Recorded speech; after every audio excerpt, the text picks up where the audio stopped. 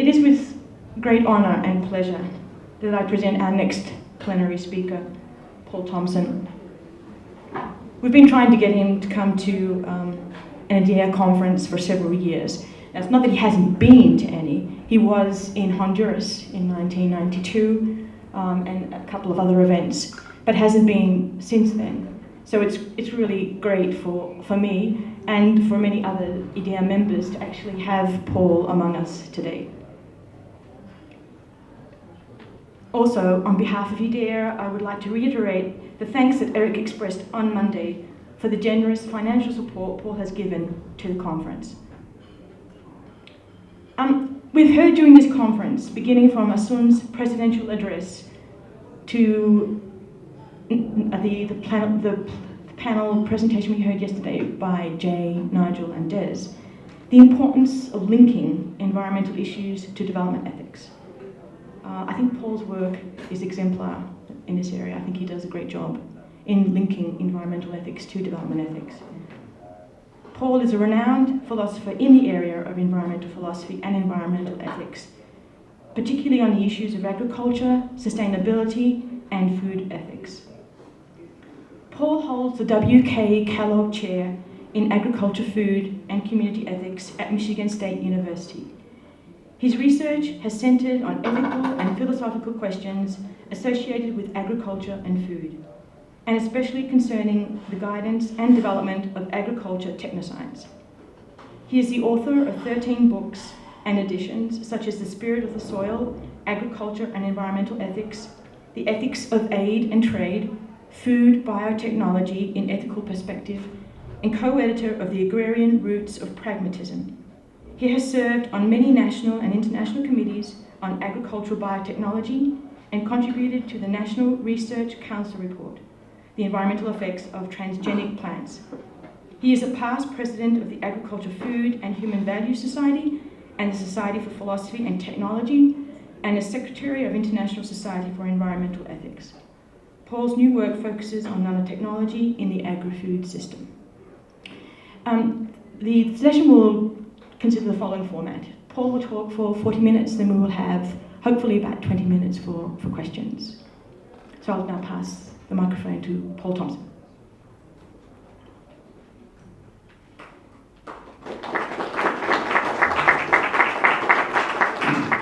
Thank you, Anna. It's a pleasure to be back at an IDEA meeting after an embarrassingly long absence. As Anna has suggested, I often find myself doing, I think, work that's very much in the spirit of IDEA. I've been involved in quite a number of activities related to agriculture and agricultural research around the world, related especially to development issues. As a matter of fact, in 1 week I'll be in Curitiba, Brazil, the only philosopher in the room, at a conference on animal welfare, really trying to start to think about animal welfare in much more of a context of Latin American agriculture and agricultural production. So I'm excited about that interaction, but it has kept me away from IDEA for over 20 years. I probably should have prepared a paper that was, kind of the adventures of a roving philosopher. It might have been interesting, and maybe I'll do that sometime in the future. But what I have prepared is a little bit more traditionally philosophical today, and it fits. I'm trying to kind of accomplish 2 or 3 things. One of them, I am trying to work within the spirit of this meeting, looking back on IDEA's history, and I'll actually go back a decade prior to the beginnings of IDEA in 1984 and think about what was going on in philosophy as it related to development in the 1970s, which was when I was doing my graduate work and starting to think about some of the issues that have occupied me for my whole career. But I've also been quite disturbed. One of the things that's really motivated a lot of my thinking is that there really continues to be something of an assumption, maybe not so much in this room, but among many development professionals, including many professionals in agriculture, that ultimately what agricultural development means is getting people out of agriculture, that the only future for agriculture is one where we have a very small percentage of people in farming. In the United States, it's currently less than 2%. In Europe, it's less than 4%. And the vision seems to have been that's the way development in agriculture has to go.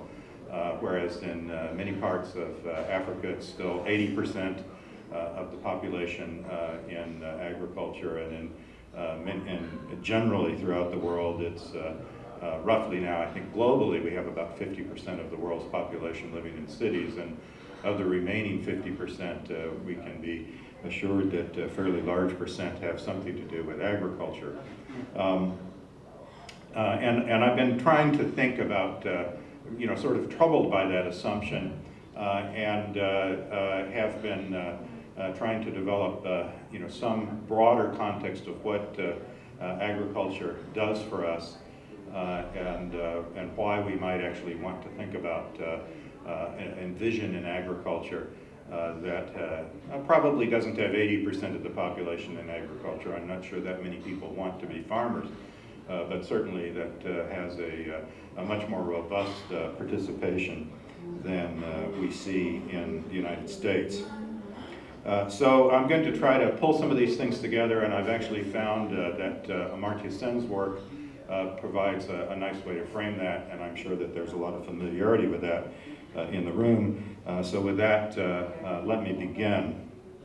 It actually may be difficult for scholars who are under 55 to appreciate how pervasively themes of famine dominated philosophical work in development ethics before 1990, before the Brundtland Report and the Rio Declaration, and a lot of thinking. Although scholars in development ethics might prefer to begin with Dennis Goulet's The Cruel Choice, in many respects, Peter Singer's 1972 paper, Famine, Affluence, and Morality, probably had more influence, certainly during the 1970s and 1980s. Singer discussed the Bengal famine and claimed that comparatively well-off individuals had a moral obligation to offer assistance. The philosophical basis for this obligation rested on a principle that Singer said would be supported by any moral theory. If someone can prevent serious harm at little cost for themselves, they are obligated to do so. He argued for this principle using his famous drowning child argument. A few years later, Singer would deploy the same principle in his argument for animal liberation and vegetarian diets. Philosophical work on hunger and famine continued with a special issue of the journal Soundings, which was quickly republished under the title Lifeboat Ethics in 1976, and it was followed in the next year by at least two other anthologies that had very large print runs, Peter Brown and Henry Shue's Food Policy, and Will Aiken and Hugh LaFollette's World Hunger and Moral Obligation. Singer continues to support versions of his original argument for supporting aid, even as he himself exhibits the trend away from couching the argument in terms of food and famine in his recent book, The Life You Can Save. Although Singer's moral argument was and continues to be an enduring influence on philosophers, it was not in itself responsible for the tendency to emphasize food issues in the 1970s. PL 480, the Food for Peace program, was authorized by the Congress of the United States in 1954.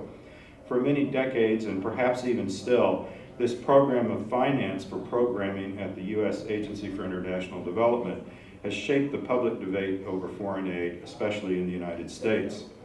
The original rationale was to use surplus production by U.S. farmers for Marshall Fund-style development assistance.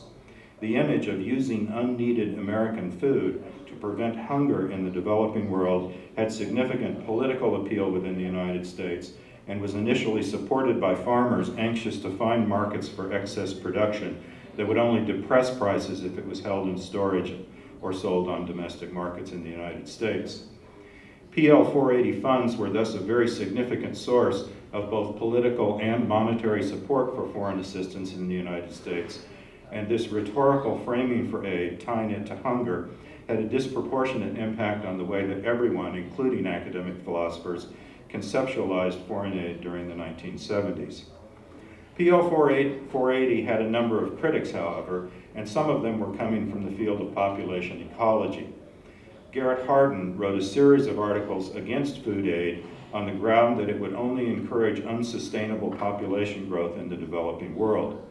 For several decades, philosophy professors teaching college courses in applied ethics used anthologies with Singer arguing for food assistance paired against Hardin making the ecological case for allowing the death rate to take its toll. And indeed, the Thomas Pogge Keith Horton collection of seminal essays in global ethics includes this same pairing, published in 2008.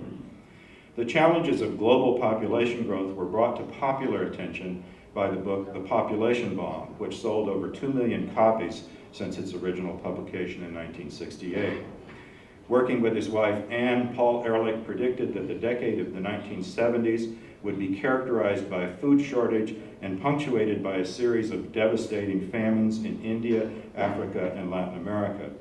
The message that many took from this book was one of imminent and uncontrolled growth of global population accompanied by extensive and massive starvation. A quote from the book, "There are only two kinds of solution to the population problem. One is a birth rate solution in which we find ways to lower the birth rate. The other is a death rate solution in which ways to raise the death rate, war, famine, pestilence find us," end quote. The Ehrlichs have not backed down from this summary statement of the book's general approach to population ecology, repeating it in an article in 2007.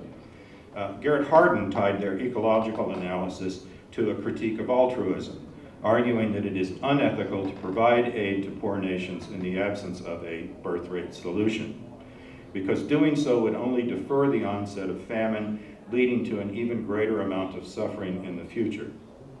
Now, famine and food shortages certainly occur, and the Ehrlichs may even be right in predicting more of them in humanity's future. Many of the authors who contributed to this literature in the 1970s had an informed understanding of food security and its attendant complexities, although many others, and here I would conclude Singer, used the widespread perception of imminent food shortages to motivate more general points in moral theory and to examine the goals of development. A further sketch of how famine and hunger shaped the discussion of development ethics in the 70s and 80s is beyond the scope of my talk today, though there's actually a very nice article by Hugh LaFollette from 2003. So it must suffice to say that the food shortages that were predicted for the 1970s didn't happen. That's a point that the Ehrlichs now concede, giving credit to Green Revolution technologies. Many of the deeper and more enduring debates over Malthusianism, population growth, and resource scarcity have now been absorbed into a more theoretically complex debate over sustainable development, though that literature only makes indirect or elliptical reference to food. So now turning to, I think, some of the way that Sen changed this thinking. In short, early development work in development ethics presupposed that an undersupply of food would cause catastrophic famine in the developing world, and it was dedicated to advancing the moral rationale for affluent nations and individuals to do something about it. The predicted famines failed to materialize, and these rationales have now been shifted to a more general and abstract imperative for development, or they've been reattached to other problems in development, such as refugees, ethnic conflict, violence against women, and to new predictions of calamity from climate change. So in a sense, the moral dimensions of the debate haven't changed, but people really don't focus too much on hunger and famine anymore. To the extent that hunger remains on the agenda of development ethics, it is seen as a symptom of more systemic problems. A more sophisticated analysis of food insecurities began to emerge with Amartya Sen's empirical study of two famines, one being Bengal famines, such as the one alluded to by Singer, and the second being famine in Ethiopia between 1971 and 1975. The theoretical point that Sen drew from this work emphasizes failure in a given individual's food entitlement. Sen's work shows that the failure he had in mind concerns Sen's subsequent work shows that the failure he had in mind concerns a singularly important capability. The terminology of entitlements is actually potentially misleading, for Sen's concept of food entitlements does not imply a legally or legislatively mandated guarantee. It's not even really a right. It is instead intended as a concept that unifies three institutionally distinct ways in which people have secure access to food. The first type of institutional structure is an income-based entitlement, the source of food security for the vast majority of people living in the developed world. People with an income-based food entitlement buy their food. People in the developed world who lose a job typically have a backup, however, which is what Sen referred to as a gift or grant-based entitlement. Industrial states have a variety of programs for providing impoverished people with vouchers to ensure a minimal food ration. The current U.S. program is the Supplemental Nutrition Assistance Program, or SNAP, while a locally administered program of vouchers was introduced in the United Kingdom in 2013. Alternatively, industrial societies may elect to provide general income support for the impoverished or unemployed as a way to ensure universal food security. In general, gift or grant entitlements can be secured by private charitable food assistance programs as well, and these might be operated by churches or other non-governmental organizations. It's the third type of entitlement that is my focus today, the direct production-based entitlement. Some people rely on farming, fishing, or some form of hunting and scavenging to obtain the food they eat. Each type of entitlement has its own institutional structure and accompanying vulnerabilities. It is clear that the most straightforward vulnerability for income-based entitlements occurs when people lose their job. But Sen's work showed that this is not the whole story. And furthermore, institutions that back up an income-based entitlement with vouchers or cash may not actually do much good in some of the kinds of situations he was examining in poverty and famines.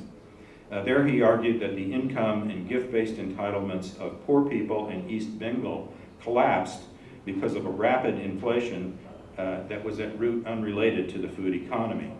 Although food was available in Bengali shops, it was out of reach for people whose income, savings, and grants of cash had lost a great deal of their value. In contrast, the Ethiopian famines were failures in direct production entitlements owing to regional drought and pestilence. The crops of Ethiopian farmers failed, and lacking any backup at all, starvation was the result. Now, Sen famously argued that in both cases, adequate food supplies could have been located nearby. This aspect of his argument was intended as a broadly based critique of the assumption implied by food aid programs such as PL 480, as well as charitably based programs that Singer was recommending in 1972. The famines that were being experienced in the 1960s and 1970s were not Malthusian failures, nor did they require transfer of food across continents to address.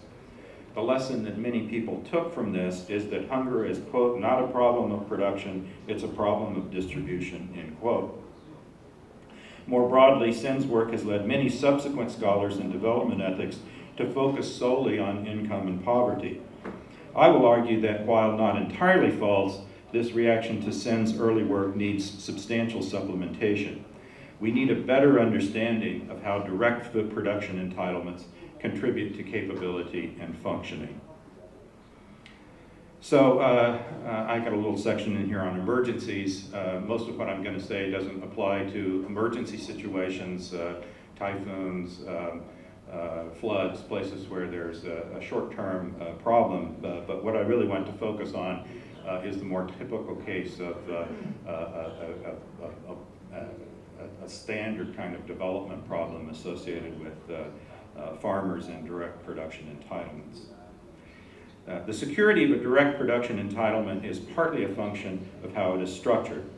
Poor farmers may have a crop such as rice, maize, millet, cassava, or beans in the ground, but they are very likely to be augmenting their food needs with other things that they're growing in pots or tiny plots, as well as the odd hen or goat, or they may be scavenging some wild plants and hunting in the forests. They are almost certainly trading and bartering whatever they are able to acquire, both in their main plots and in their subsequent plots or through scavenging, perhaps among neighbors, but also in local street markets, or through buyers who consolidate the production of many smallholders, in which case some of this goes into global markets. There may not be much difference between a small fruit producer whose main crop is literally something they can eat, like beans or grain, and a smallholder producing coffee, tea, or cotton, whose supplemental garden may be vital to their food entitlement, but who will certainly be trading in order to achieve any degree of food security. A direct food entitlement will thus be affected by what farmers are able to sell, whether that is a portion of some crop that they are growing, either food or non-food, or something like tubers, insects, mushrooms, eggs, or meat that they acquire through an ancillary activity.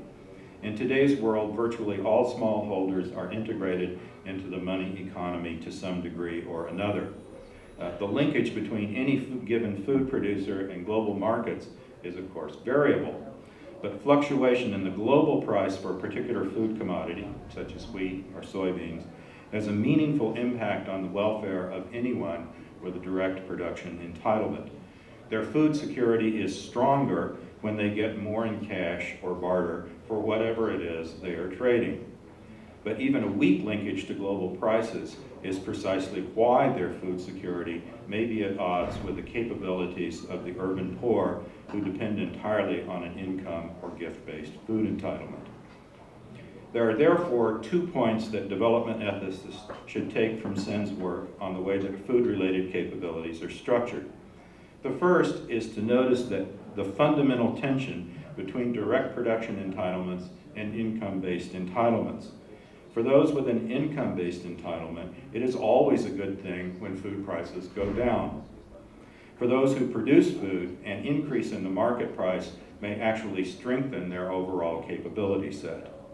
This is at bottom nothing more than the classic conflict of interest between buyers and sellers, though the ethical significance of this conflict depends upon a moderately sophisticated understanding of the way that food entitlements intersect with income for people who make their living in farming, fishing, or some other form of food or agricultural production.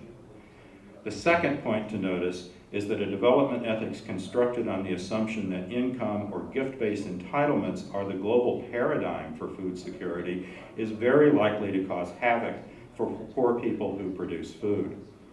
Recent work by Olivier de Schutter, the United Nations Special Rapporteur for Food, emphasizes that between 60 and 80% of the world's poorest people still live in rural areas and have livelihoods tied to the productive use of natural resources. Actually, approximately half of these people are farmers. About 20% are either landless labor or people who drive trucks or do things that are otherwise tied to the local food economy. And then about 10% are people who are either scavenging mushrooms or fishing or engaging in some other kind of food production activity. 50%, however, are farmers. That is, that they're not earning wages. They're actually their income, their livelihood is directly tied to the actual production of the crop. So given these figures, a food ethics that's built narrowly on strengthening income and income-based entitlements may actually miss the majority of the world's poorest people. And here this is the standard extreme poverty figure, essentially approximately less than €1 per day in income. In fact, the situation is worse than that, for as many have argued before me, bringing in food aid to help people who are suffering actually exacerbates the problem that's being faced by those with a production entitlement. The extra food that's coming in the form of aid from outside suddenly appears on local markets, and that causes a price collapse. The price of food locally goes down, and that creates a threat to the food security of producers that might not have existed in the absence of a food aid program. The upshot is that while Sen's characterization of the 3 general types of food entitlement provides a starting snapshot for a more nuanced picture of nutritional capabilities, it should not be taken to imply that people with a direct production entitlement are never themselves producers of food. It would not be unusual, for example, for smallholders to find themselves in the market for stored roots or grains during and shortly after the planting season, when their own food supplies are running low and before new crops are ready to eat. Nonetheless, the money that they have to purchase food during that lean time of the year will very likely reflect the price that they got for whatever they were able to sell after the harvest. The upshot for a theory of human development is that further questions await anyone who really attempts to operationalize a theory of food entitlements for the purpose of policymaking. One can't just focus on poverty and incomes. I might add one additional nuance to this picture. Differences in what smallholders are producing, whether it be rice, maize, or saleable goods, such as wild fruits or fish, matter a great deal. But here in the interest of simplicity, I'll just refer to all of these goods as a crop, right? So crop losses, people can experience a rapid decline in the value of these crops in a way that's actually quite similar to the way that urban poor are vulnerable to hyperinflation. This is what's happening when food aid comes in, but any kind of sudden glut can actually create a kind of economically based vulnerability. But there's also just straightforward physical vulnerability that can damage the security of a food entitlement if you're basing your livelihood on a direct production entitlement. Crop losses can occur from the result of drought or flood or from a disease. They can be lost through predation by wild animals or insects. They can be stolen. They can be destroyed by other human beings. Crops of all kinds exhibit this kind of vulnerability to one degree or another. And this makes the physical security of the crop, and particularly the field in which a crop is, the place where the crop is sitting, a important interest for smallholders. In short, the direct production entitlement creates an interest among smallholders that's at least something like a property right, even among the very poor. James C. Scott has argued that this need for security of your fields has actually created the basis for peasant farmers' willingness to tolerate and even support local landowning elites. They were getting something from the elites. The elites were ensuring that people weren't coming in and stealing their crops. So long as the farmers, the tenants, also perceived a sense of fair dealing and were able to achieve their subsistence capabilities. Now I want to turn away from the food security aspect of direct production entitlements and start to think about some broader ways in which direct production relates to capabilities, and I want to link this to some of the recent ideas that are emerging in connection with food sovereignty. So Sim's work in the theory of development recognizes the distinction between capability and functioning. Capabilities are practically realizable actions or doings that people might take to improve their lives. A capability that is realized creates a functioning or a domain of individual or social life in which needs and desires that meaningfully improve the quality of life are being actualized. Sim illustrates the distinction by pointing out that there is a difference between a wealthy person fasting and a poor person with the same level of functioning who is unable to choose anything else. People want to choose which among their many needs and desires they will realize, even despite their limited means. Educational opportunity or even health care may be forgone willingly in some cases. As David Crocker has emphasized, eating a steady, healthful, and satisfying diet is a functioning. It is a singularly important functioning, both for its intrinsic value and for the way that it is generally presupposed by many other types of functioning. So food security is a capability that enables this functioning. However, food security is not all that there is to a direct production entitlement. The key vulnerabilities that I've just discussed illustrate how direct production entitlements expand to capabilities beyond food security. The economic risks of price fluctuation discussed begin to illustrate this point, and I've noted other risks that are tied to land tenure, being able to hold on to your land, and the security of the land. Once again, the range of variation is extreme when you look across all farmers. The South Asian farmers that were studied by Scott were long-standing tenants of local landowners. On a global basis, some tenants pay cash rent, while others pay a share of the crop. Still others work some portion in the landowner's field and tend their own plots on the side. Some are fortunate enough to have property rights in the land they farm. There are some areas of the globe where alienable land titles have never been established, and so tenure is based on tradition and occupancy. The ejido system in Mexico provides a village-owned parcel in which smallholders have access to subsistence supplies. There's just a lot of variability here. Access to fisheries may be entirely unmanaged, though it's more typical for some form of common pool governance system to oversee access and rights of use. In each case, it's plausible to regard subsistence capabilities as relying on a direct production entitlement, and to see this entitlement as itself reliant upon the long-term stability and renewal of the producer's access to land or to an equivalent natural resource such as a forest or a lake. This secondary vulnerability explains why land reform and land excess are crucial issues, both for food security and for some additional capabilities among small landholders.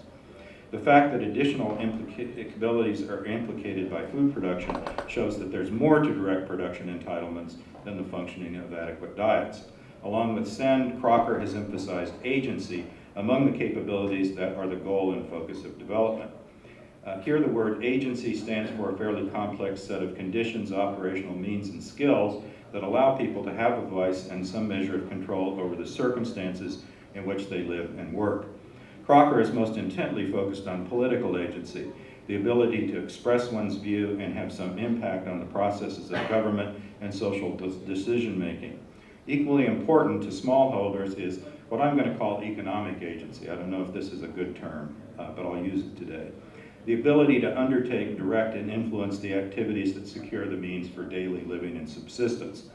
For many people in industrial society, economic agency depends on a robust job market with numerous and diverse opportunities for employment. Industrial societies also secure a capability for entrepreneurship, a more independent form of economic agency where people take personal and financial risks with no particular guarantee of a corresponding reward. Relatively few may choose to convert their capability for entrepreneurship. Actually, I'm assuming that few in this room are entrepreneurs. I certainly depend on a job. Relatively few may convert this into a functioning and advanced industrial society, but the capability itself is nonetheless thought to be an important component of autonomy and personal freedom. Although smallholders around the globe are generally quite poor, sometimes desperately poor, in many cases they possess a significant amount of what I'm calling economic agency. Unless they are obligated to work for wages on a landowner's plot, no one tells them when it is time to go to work, and no one tells them what to do. They may be compelled to work by necessity, and their farming choices may be constrained by location, technology, and their knowledge base. But within these constraints, the crops they plant, the way they tend or harvest them, and the husbandry they practice is largely up to them. Their activity is not specified by a boss or a supervisor. Even when small farmers are so poor that they lack a secure food entitlement, they nonetheless have a capability that will be weakened and even lost entirely when they exit farming to become wage workers. Unskilled workers in a minimum wage economy are entirely dependent on someone else to create an employment opportunity. Lacking a job, they are dependent on the gifts and grants of government or charities to achieve their most basic functionings. In either case, they have lost agency to structure and control their daily work in pursuit of subsistency, and this is an agency that is actually a current capability for many poor farmers. I would argue that these agency-related capabilities can be seen as a basis for some of the recent interest in food sovereignty. The idea of food sovereignty originated in connection with the work of Via Campesina, a coalition of civil society groups that are working with or in support of smallholder groups on a worldwide basis. Excuse me. The phrase food sovereignty was coined specifically to counter development policies that were being pursued under the banner of food security. Food security was being interpreted as access to nutritionally adequate diets. The package of policies being pursued in support of it presumed that food security would be achieved if adequate supplies were available on local incomes and if incomes among the poor were matched to these local market opportunities. Via Campesina's opposition to these policies emphasized that this approach to food security did not offer local farmers any voice in shaping the institutional structure of food systems. What is more, the emphasis on what Sen had called income-based entitlements paid no heed to the relationship between farming systems and cultural aspects of food that might be associated with unique varieties, seasonality, or other factors that would be associated with local production methods. Now, an exhaustive discussion of food sovereignty is well beyond the scope of my talk this morning. Some authors have emphasized resistance to global institutions such as the WTO or the power of international corporations. Excuse me. This interpretation of food sovereignty would actually return to Crocker's initial conceptualization of agency as a capability that relates to political voice and that would be ensured by strengthening the ability of poor people, in this case poor farmers, to play a meaningful role in determining the shape of the institutions and governance under which they live. It is fully compatible, I would say, with the characterization of farmer agency that I've just given. Yet in this context today, it may be especially important to emphasize the economic agency of poor farmers. By participating in the planning and decision-making of the production process, farmers and fishermen engage a form of agency that is not shared even by considerably better compensated workers in industrial settings. It is thus especially relevant to see food sovereignty as bearing an important relationship to direct production food entitlements. The importance of maintaining this capability for economic and also political agency is an important reason why this form of food entitlement, the direct production entitlement, has significance beyond ensuring a safe and adequate supply of food. Now, this is not an attempt to paint the lot of the peasant farmer as a rosy one. There are many who would gladly trade their farming for low-wage factory employment. This fact shows why the connection to food security must not be obscured in the food sovereignty discourse. The lack of a secure direct production entitlement for a farmer earning less than €1 today may make wage employment for €2 highly attractive. The attractions of wage labor may also be reinforced in cultures in which farming is viewed negatively, where farmers have little or no social prestige, and where leaving farming is viewed as a step up the social ladder. In such settings, not uncommon in some underdeveloped countries, a smallholder's trial of poverty is exacerbated by the lack of dignity. It is no wonder that small farmers eagerly accept jobs in such circumstances. My approach to the ethics of food does not hold that farmers necessarily want to remain in farming, much less that they should want to remain in farming. Nonetheless, we should acknowledge that as farmers, they possess a capability for economic agency that can be exercised as a functioning. Their capability for agency will be weakened when they exit farming and enter the wage-earning class. This may be a trade-off they're prepared to make, but nonetheless, this is part of what food sovereignty is claiming against development programs that focus too heavily on cash income and market access. At the same time, there are societies that venerate smallholding farmers. Farming are esteemed for their resourcefulness and self-reliance. They are praised for their independence and for their diligence. Such virtues are tied to farming in Eastern and Western cultures alike, and they are closely intertwined with the fact that farmers have economic agency. A society that's composed of people who make their living through farming, fishing, or other types of food production will, it is sometimes claimed, attain a form of social independence and a recognition of the burdens that must be assumed in order to assure a future social political sustainability and democratic governance. Thomas Jefferson is perhaps the most famous advocate of this. He wrote, "Corruption of morals in the mass of cultivators is a phenomenon of which no age nor nation has furnished an example. It is the mark set on those who, not looking up to heaven, to their own soil and industry, as does the husbandman for their subsistence, depend on it for the casualties and caprice of customers.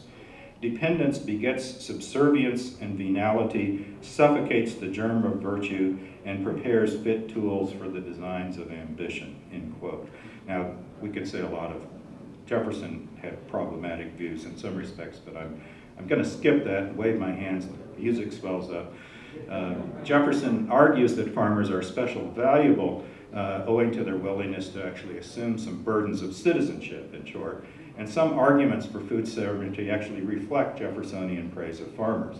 Here, the exercise of farming is said to secure not only food sovereignty and economic agency, but also a kind of dignity and self-reliance that would be valued in all citizens. So let me summarize briefly. For 2 decades after the publication of Famine, Affluence, and Morality, philosophers pursued development ethics under a rubric of world hunger. Amartya Sen's work on famine countered the Malthusian assumptions behind much of that work. A new adage held that it's not the total amount of food that's the problem, it's the distribution of income. Work in development ethics began to proceed as if a general ethic of improving the distribution of income, on the one hand, and strengthening the political agency of the poor, on the other, were the key problems, and that a specific emphasis on food production or the right to food was not really necessary. While I would not argue against the significance of improving incomes and strengthening agency, I have argued that a more nuanced understanding of the way that food entitlements contribute to the capabilities is also important.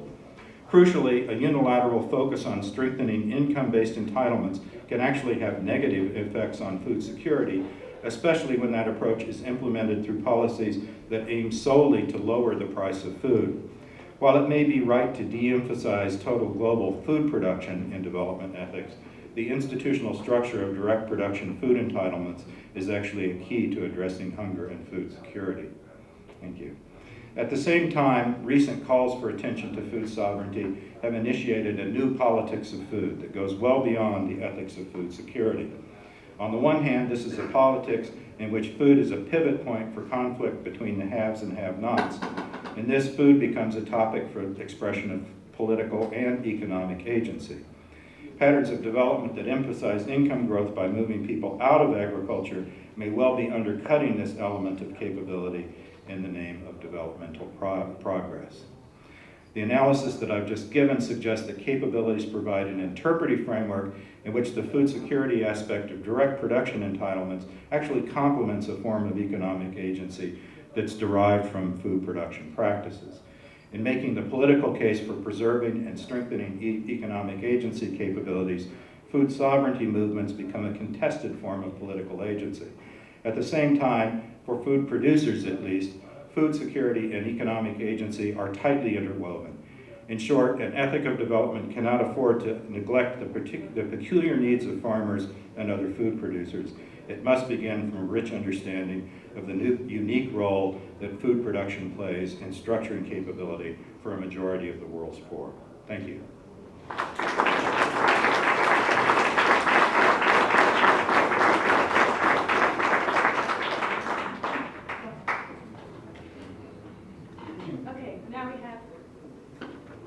We have 20 minutes for questions, and those, should we do the same format that we did yesterday, 3 people at a time? Is it, I don't know, or do we just one at a time?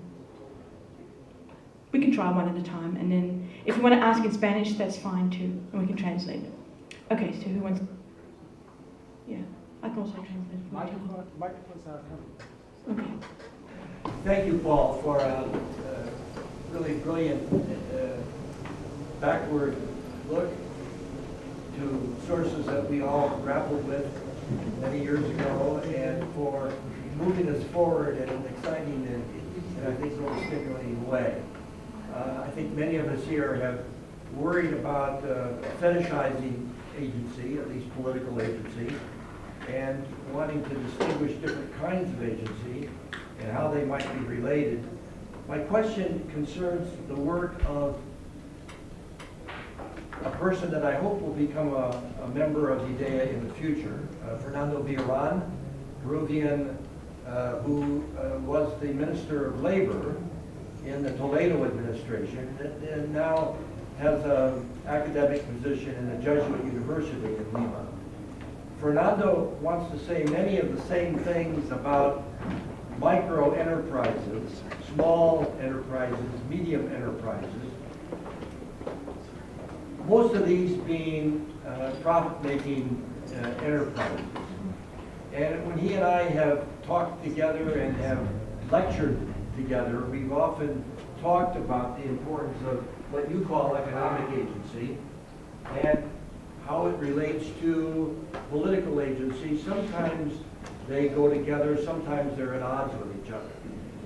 I'd like you to comment on how the self-sustaining, productive farmer who is dealing with his or her own needs,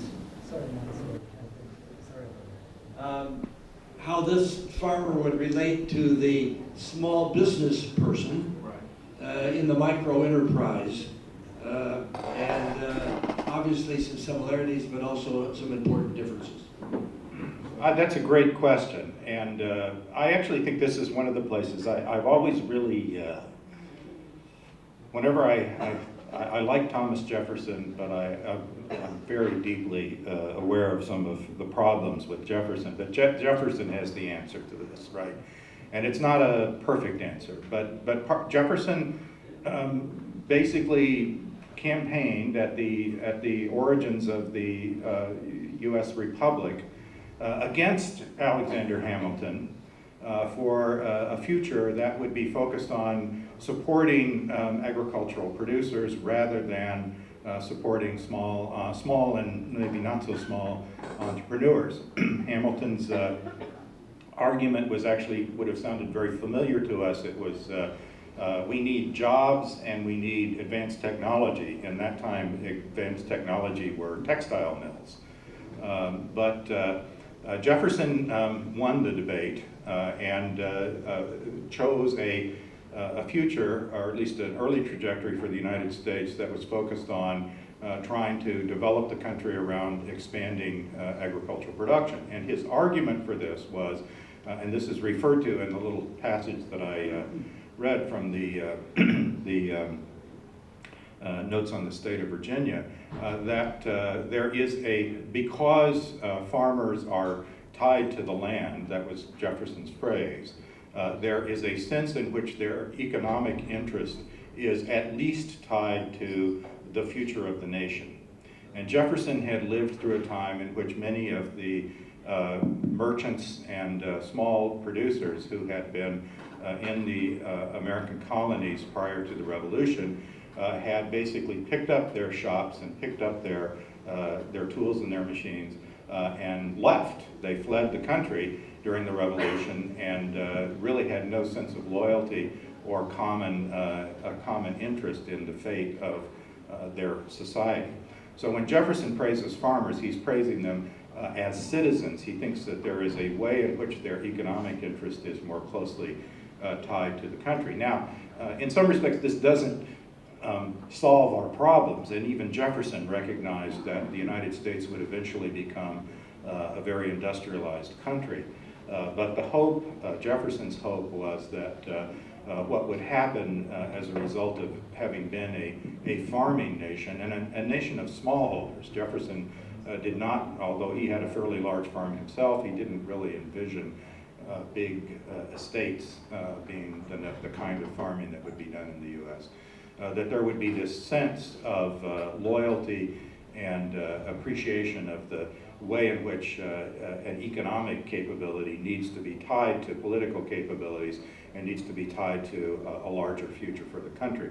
Now this is, maybe this hasn't been realized in the United States, right? Maybe we can look at the history of the United States and say, it's too bad Jefferson's dream really didn't materialize, but I do think that he points to, at least on philosophical grounds, a way in which purely economic capabilities, on the one hand he's talking about how economic capabilities are important, but he's also tying them to a notion of citizenship, and this becomes really critical for making them viable. So I would qualify unbridled endorsement for small business and entrepreneurships in much the same way that Jefferson tried to qualify it, that it really, as a developmental value, it really needs to be firmly embedded in a democratic tradition and in one in which economic activity is seen as contributing to some sense of the common good.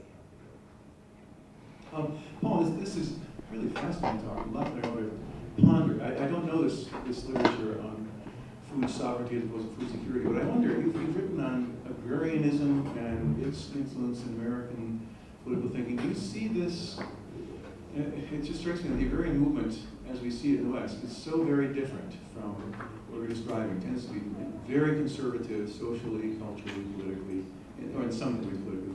Do you see this as a kind of parallel with industrialized world agrarian movements, or just two movements that happen to have a few points of overlap that are fundamentally different in their philosophical orientation?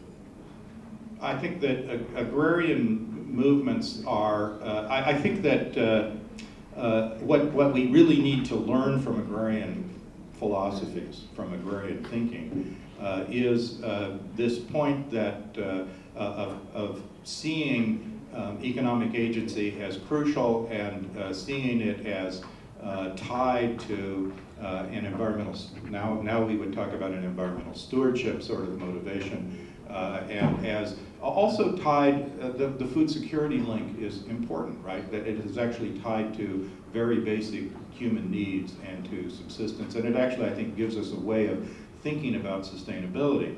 But the gesture that I made in the paper to property rights is also a source of deep conservatism in those movements. And if that conservatism expresses itself as, you know, I mean, the kind of thing that Jefferson would have approved of would be, you know, let's not vote benefits unless we're willing to also vote for the taxes to pay for those benefits, right? That's a kind of a sentiment that it might support. You know, some sense of larger vision of the both economic and political and environmental sustainability of a society.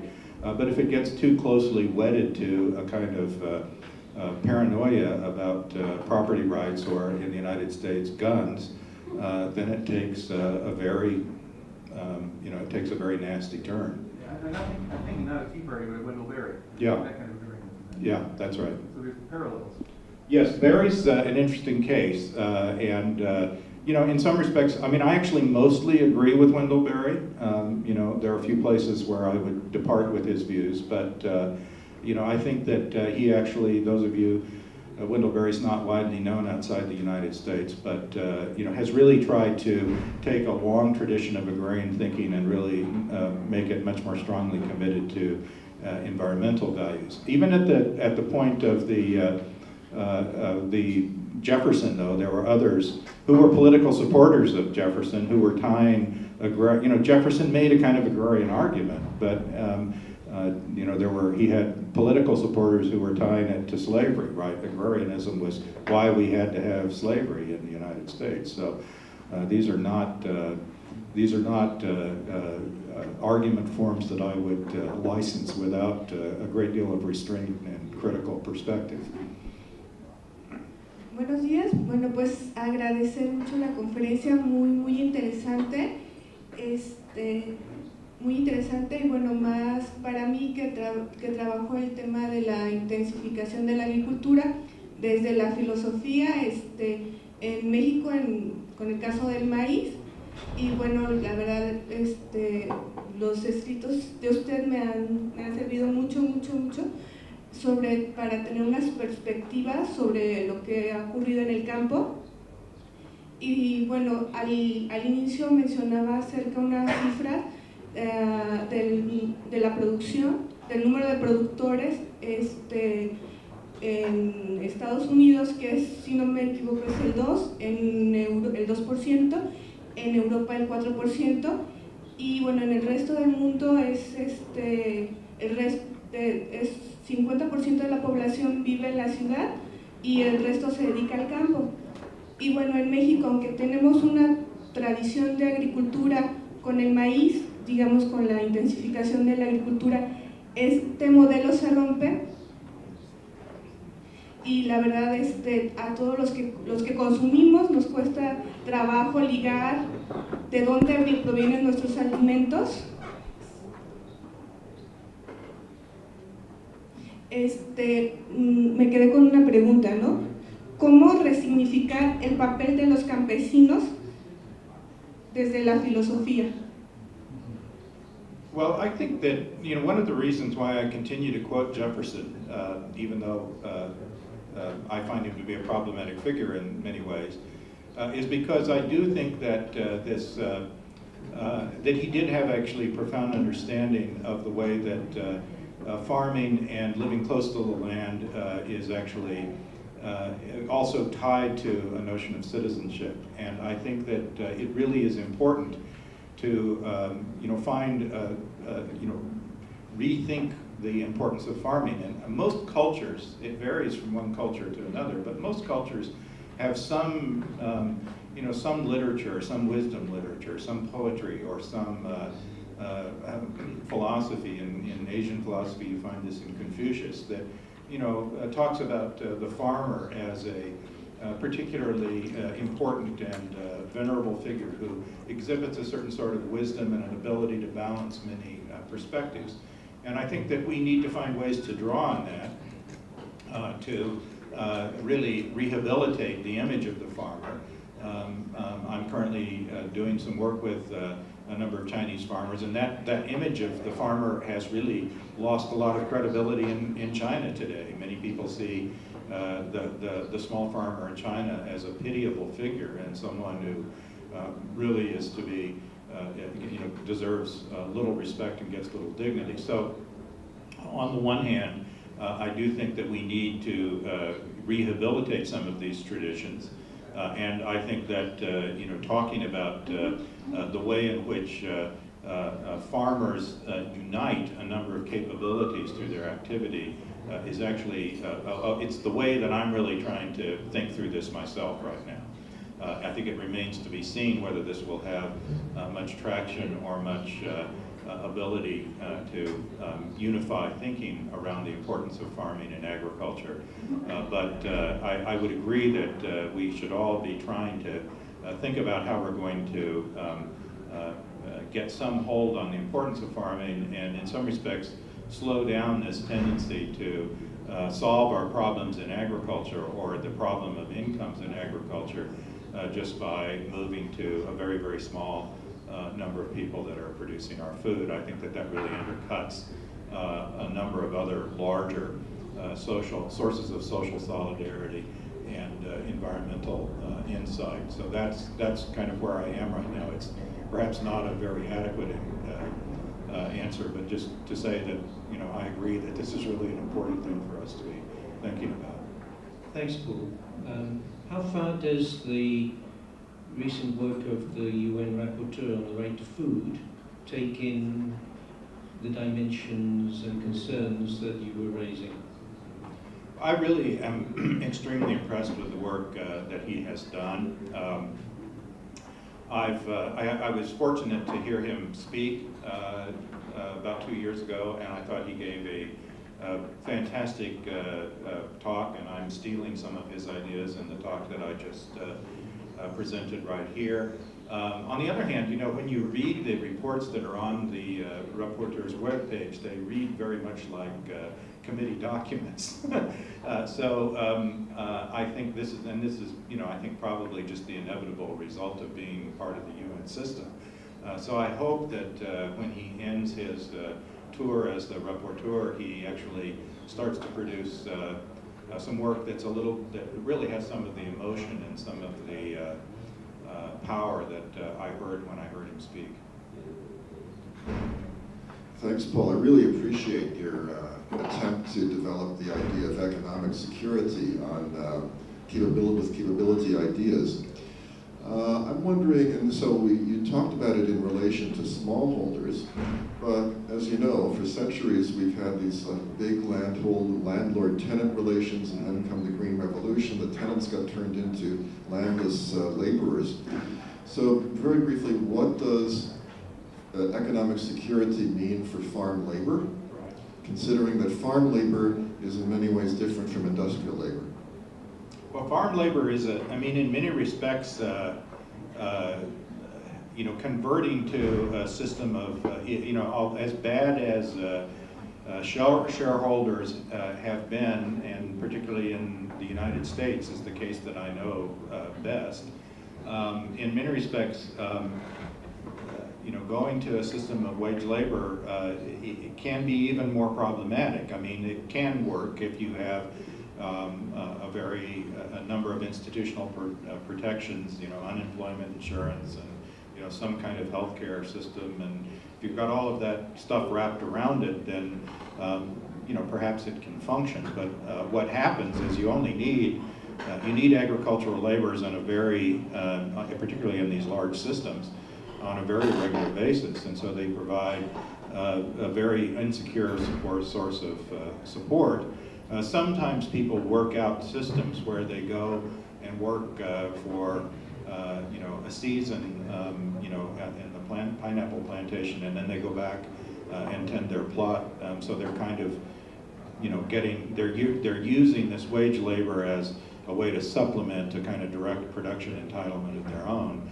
But that creates an additional layer of problems.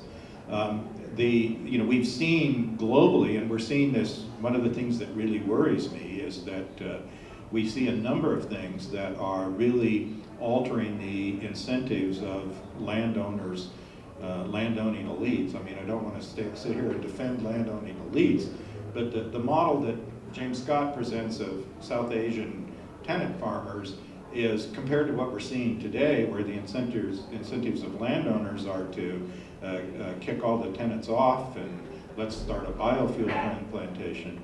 That's actually a relatively attractive picture, because there really is a certain kind of reciprocity between the landowner, who certainly derives a disproportionate benefit, but nonetheless has some interest in dealing fairly with the tenant farmer, and you can actually see some stability in those kinds of systems. So I don't have an answer to your question, but I think all of the incentives that we see today to industrialize agriculture, to create new uses for industrial crops. I mean, this is leading to land grabs. I mean, we could have our whole conference on those, some of those kinds of issues. And it's very difficult to know where one goes, and in some respects I see myself as, in trying to articulate, this agrarian vision, which is the title of my last book, it's really trying to provide at least some source of sympathy for a different way of understanding how agriculture could be. Because I think many people think that this trend is either A, inevitable, or B, a good thing because it's contributing to economic growth and so on and so forth. And I don't have to speak to those arguments in this way. Oh, my question. Go ahead, Laurie. Okay, thank you. Thank you very much for your talk. I learned a lot. It was very interesting.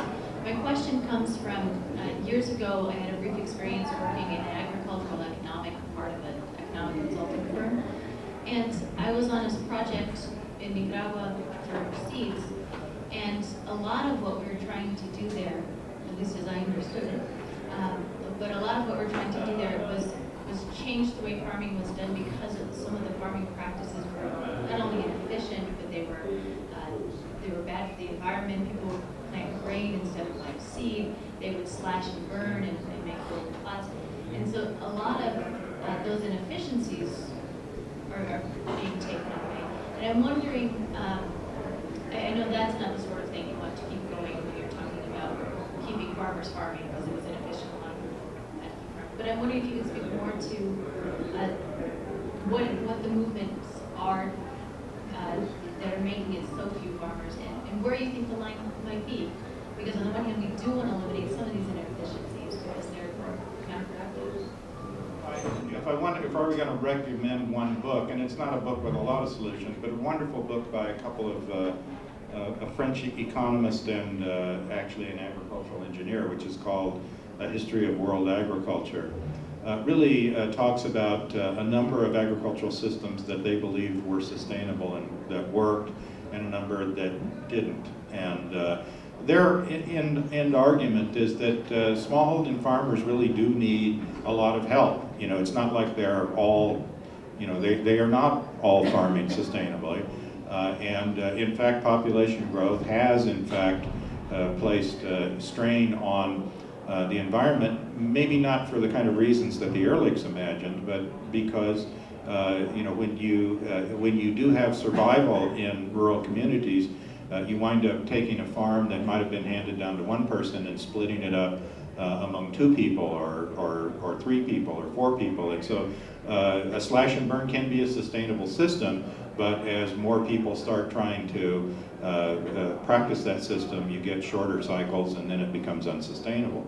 And in fact, I think there really are many places in the world in which smallholder farming isn't sustainable anymore. And then when you add climate change into that, you get just another layer of problems. So there is a need for, I think, a fairly significant involvement from agricultural science and from support for farmers in terms of exploring and making changes in their production systems, getting more out of them. Actually, Luis participated in an effort that was that I led a number of years ago with FAO to start introducing an idea of sustainable intensification, right? This idea that we don't really want to necessarily just preserve the systems that are out there, but we do want to, neither do we want to move to what we've seen in industrial production systems in the United States, and actually many parts of Latin America have very industrialized production systems. And so just, it's I think, an area where there will need to be quite a bit of research and quite a bit of creative thinking, and it will probably need to be very regionally focused in order for it to have any kind of success. But it isn't really just a matter of, and if I have any pushback against some of the things that go with the food sovereignty campaigns, I do think that they sometimes tend to be less appreciative of the way in which there may need to be some changes in some of these production systems. Just 2 more questions. Thinking about the importance of small farms, and thinking about the importance of entitlement for direct food production, I'm thinking about poverty in the schools and the role of small farms, and within the schools. And the first time I think I was acquainted with this was because there are school farms within the schools. The opportunity, when we talk about poverty, low-income schools, poverty schools, then what we do is we subsidize the lunches.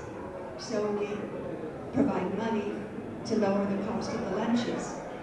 I'm thinking that a much better program would be to have farming opportunities for the students to participate in this kind of a program. Yeah, so looking at urban areas, shifting away from the rural to the urban, there are many ways in which food systems can be, I think, more productively and justly organized.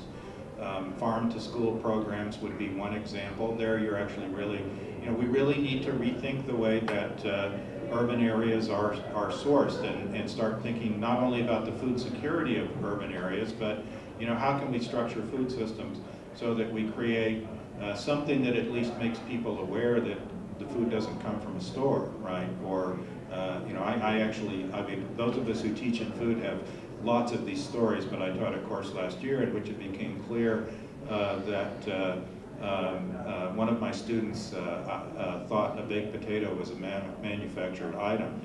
He thought there was this kind of potato stuff and it goes to a factory and it either comes out as French fries or it comes out as baked potatoes, right?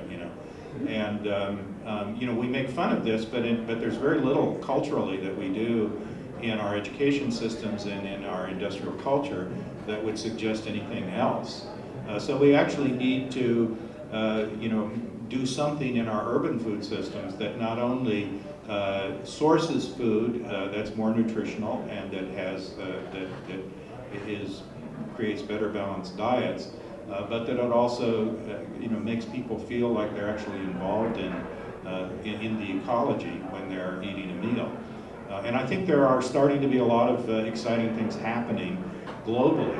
I have one of the groups that I work with at Michigan State is a consortium, has created a consortium of I think about 7 global cities that are really starting to rethink how their food system is going to be structured. And so there are many small things that can be done, and I think they're all part of a development ethic in many respects. Yes, your paper helped me clarify a number of issues in my head, but my question concerns something I'm not sure I heard very much about in your talk, which is monoculture for export. One of my African students told me about, and I wish I knew the size of the surfaces of land involved, and apparently his father was a farmer, and he resisted a movement in the area whereby all of the neighbors converted to growing pineapple for export, but he didn't. And then the pineapple market collapsed, and all the neighbors arrived at his door wanting food, because you can only eat so many pineapples in a day. Yes, so monoculture systems are, I think the idea behind sustainable intensification is really to try to move away from monoculture production systems. Sustainable intensification, is another kind of movement within agriculture is agroecology. I think agroecology has a little bit less of a commitment to actually getting more food out of a production system than sustainable intensification does. But they certainly share the idea that you can actually, part of what makes a monoculture efficient is that you're only measuring one output, right? I mean, it's, from the standpoint of mathematics, it's much easier to understand what you're getting out of a monoculture than out of an area where you may be producing, 15 different crops and also have some livestock and some other wildlife that are all utilizing the environment together. But I think a lot of the thinking, certainly, living in the college, half of my job at Michigan State is in the College of Agriculture, and it's certainly not the case that everybody agrees over there, but having spent a career now, more than 30 years working in colleges of agriculture, there's been very much a sea change, and there's a lot more enthusiasm about looking at more complex farming systems, generally speaking, recognition that with monocultures come much more difficult pest control problems and much more difficult pollution issues, really a whole set of issues that probably it's not the best way to think about how to get food out of an environment. Thank you very much. This concludes our plenary session this morning. We have gone over time. I'm sorry I haven't done such a good job as a chair. There were just some interesting questions and discussion. So this will shorten coffee time to 20 minutes. I'm sorry about that. Hemos concluido esta sesión desde mañana. Lo siento mucho por alargarlo un poquito más, pero vamos a cortar el tiempo de refrigerio hasta 20, vamos a tener 20 minutos nomás. Gracias. Y agradecemos a Paul también.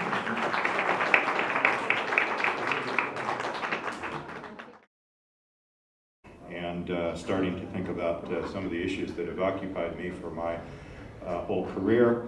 But I've also been quite disturbed.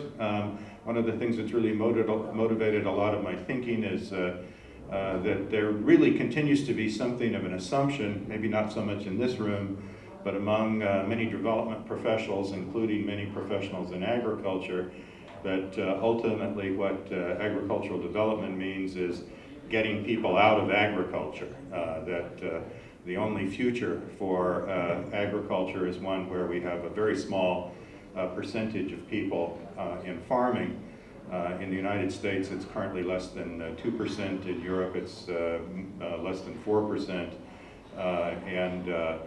The vision seems to have been that's the way development in agriculture has to go, whereas in many parts of Africa, it's still 80% of the population in agriculture, and generally throughout the world, it's roughly now, I think globally, we have about 50% of the world's population living in cities, and of the remaining 50%, we can be assured that a fairly large percent have something to do with agriculture. And I've been trying to think about, sort of troubled by that assumption, and have been trying to develop, some broader context of what agriculture does for us, and why we might actually want to think about and vision in agriculture that probably doesn't have 80% of the population in agriculture. I'm not sure that many people want to be farmers, but certainly that has a much more robust participation than we see in the United States. So I'm going to try to pull some of these things together, and I've actually found that Amartya Sen's work provides a nice way to frame that, and I'm sure that there's a lot of familiarity with that in the room. So with that, let me begin.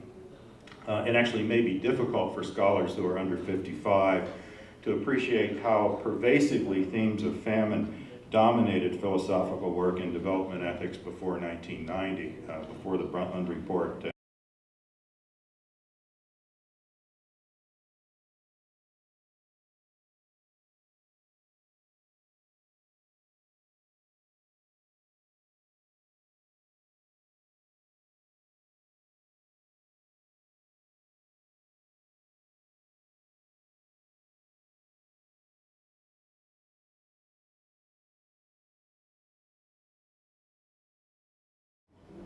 It is with great honour and pleasure that I present our next plenary speaker, Paul Thompson. We've been trying to get him to come to an IDEA conference for several years. Now, it's not that he hasn't been to any. He was in Honduras in 1992 and a couple of other events, but hasn't been since then. So it's really great for me and for many other IDEA members to actually have Paul among us today. Also, on behalf of IDEA, I would like to reiterate the thanks that Eric expressed on Monday for the generous financial support Paul has given to the conference. We've heard during this conference, beginning from Asun's presidential address to the panel presentation we heard yesterday by Jay, Nigel, and Des, the importance of linking environmental issues to development ethics. I think Paul's work is exemplar in this area. I think he does a great job in linking environmental ethics to development ethics. Paul is a renowned philosopher in the area of environmental philosophy and environmental ethics, particularly on the issues of agriculture, sustainability, and food ethics. Paul holds the W.K. Kellogg Chair in Agriculture, Food, and Community Ethics at Michigan State University.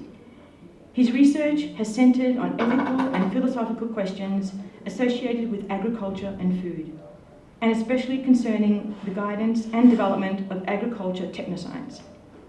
He is the author of 13 books and editions, such as The Spirit of the Soil, Agriculture and Environmental Ethics, The Ethics of Aid and Trade, Food Biotechnology in Ethical Perspective, and co-editor of The Agrarian Roots of Pragmatism. He has served on many national and international committees on agricultural biotechnology and contributed to the National Research Council report, The Environmental Effects of Transgenic Plants. He is a past president of the Agriculture, Food and Human Values Society and the Society for Philosophy and Technology, and is secretary of International Society for Environmental Ethics. Paul's new work focuses on nanotechnology in the agri-food system. The session will consider the following format. Paul will talk for 40 minutes, then we will have hopefully about 20 minutes for questions. So I'll now pass the microphone to Paul Thompson.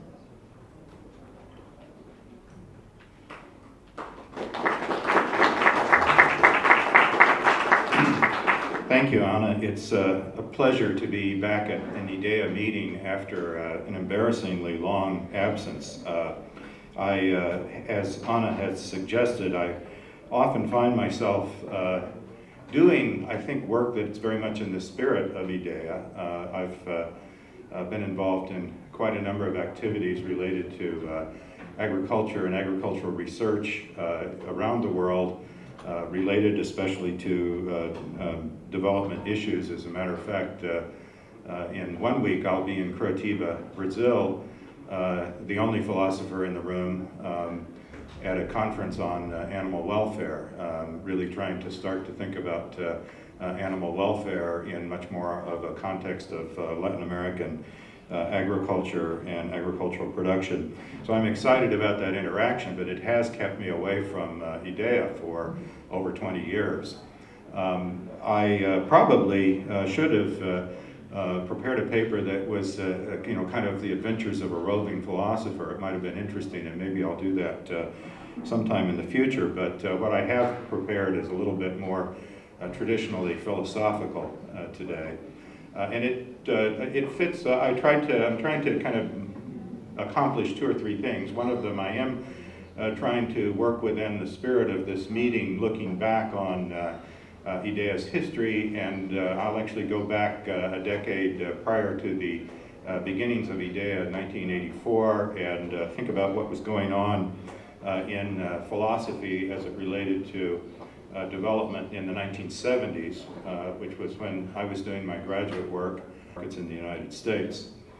PL 480 funds were thus a very significant source of both political and monetary support for foreign assistance in the United States, and this rhetorical framing for aid, tying it to hunger, had a disproportionate impact on the way that everyone, including academic philosophers, conceptualized foreign aid during the 1970s.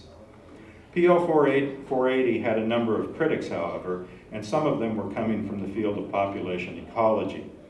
Garrett Hardin wrote a series of articles against food aid on the ground that it would only encourage unsustainable population growth in the developing world. For several decades, philosophy professors teaching college courses in applied ethics used anthologies with Singer arguing for food assistance paired against Hardin making the ecological case for allowing the death rate to take its toll. And indeed, the Thomas Pogge Keith Horton collection of seminal essays in global ethics includes this same pairing, published in 2008. The challenges of global population growth were brought to popular attention by the book The Population Bomb, which sold over 2 million copies since its original publication in 1968. Working with his wife Anne, Paul Ehrlich predicted that the decade of the 1970s would be characterized by a food shortage and punctuated by a series of devastating famines in India, Africa, and Latin America. The message that many took from this book was one of imminent and uncontrolled growth of global population accompanied by extensive and massive starvation. A quote from the book, "There are only 2 kinds of solution to the population problem. One is a birth rate solution in which we find ways to lower the birth rate. The other is a death rate solution in which ways to raise the death rate, war, famine, pestilence find us," end quote. The Ehrlichs have not backed down from this summary statement of the book's general approach to population ecology, repeating it in an article in 2007. Garrett Hardin tied their ecological analysis to a critique of altruism, arguing that it is unethical to provide aid to poor nations in the absence of a birth rate solution, because doing so would only defer the onset of famine, leading to an even greater amount of suffering in the future. Now, famine and food shortages certainly occur, and the Rio Declaration and a lot of thinking, although scholars in development ethics might prefer to begin with Denis Goulet's The Cruel Choice.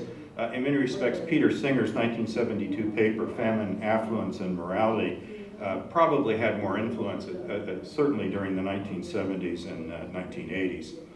Singer discussed the Bengal famine and claimed that comparatively well-off individuals had a moral obligation to offer assistance. The philosophical basis for this obligation rested on a principle that Singer said would be supported by any moral theory. If someone can prevent serious harm at little cost for themselves, they are obligated to do so. He argued for this principle using his famous drowning child argument. A few years later, Singer would deploy the same principle in his argument for animal liberation and vegetarian diets. Philosophical work on hunger and famine continued with a special issue of the journal Soundings, which was quickly republished under the title Lifeboat Ethics in 1976, and it was followed in the next year by at least two other anthologies that had very large print runs, Peter Brown and Henry Shue's Food Policy, and Will Aiken and Hugh LaFollette's World Hunger and Moral Obligation. Singer continues to support versions of his original argument for supporting aid, even as he himself exhibits the trend away from couching the argument in terms of food and famine in his recent book, The Life You Can Save. Although Singer's moral argument was and continues to be an enduring influence on philosophers, it was not in itself responsible for the tendency to emphasize food issues in the 1970s. PL 480, the Food for Peace program, was authorized by the Congress of the United States in 1954. For many decades, and perhaps even still, this program of finance for programming at the U.S. Agency for International Development has shaped the public debate over foreign aid, especially in the United States. The original rationale was to use surplus production by U.S. farmers for Marshall Fund-style development assistance. The image of using unneeded American food to prevent hunger in the developing world had significant political appeal within the United States and was initially supported by farmers anxious to find markets for excess production that would only depress prices if it was held in storage or sold on domestic markets.